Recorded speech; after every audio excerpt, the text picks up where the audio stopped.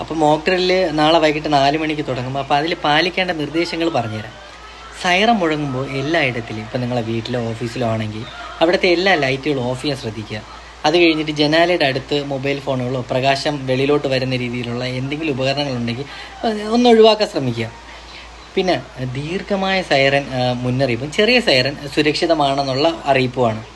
പൊതുസ്ഥലങ്ങളിൽ നിൽക്കുന്നവരാണെങ്കിൽ സുരക്ഷിതമായെങ്കിലും അടുത്തുള്ള കെട്ടിടങ്ങളിലേക്ക് മാറുന്നതായിരിക്കും നല്ലത്.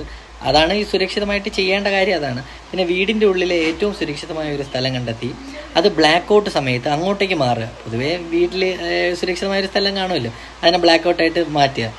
പിന്നെ ബ്ലാക്ക് ഔട്ട് സൈറൻ കേൾക്കുമ്പോൾ തന്നെ തീപിടുത്തം ഒഴിവാക്കാനായിട്ട് ഗ്യാസ്, വൈദ്യുത ഉപകരണങ്ങൾ എല്ലാം അങ്ങ് ഓഫാക്കാൻ ശ്രമിക്കുക. പിന്നെ പ്രഥമ ശുശ്രൂഷയ്ക്ക് വേണ്ടി എല്ലാ വീട്ടിലും ആവശ്യത്തിനായിട്ടുള്ള മരുന്ന്, ടോർച്ച്, ലൈറ്റ്, വെള്ളം, ഡ്രൈ ഫുഡ്സ് എല്ലാം ആവശ്യത്തിനുള്ള എല്ലാം മാറ്റി വയ്ക്കുക. പിന്നെ എനിക്ക് ഇത് തമാശയായിട്ട് എടുക്കരുത്, ഇത് എല്ലാവരും സീരിയസ് ആയിട്ട് തന്നെ കാണുക. ഇത് നമ്മളെ തന്നെ സജ്ജമാക്കുന്ന ഒരു മുന്നറിയിപ്പാണ്. അപ്പോൾ എല്ലാവരും നിർദ്ദേശങ്ങളൊക്കെ പാലിക്കാൻ ശ്രമിക്കുക.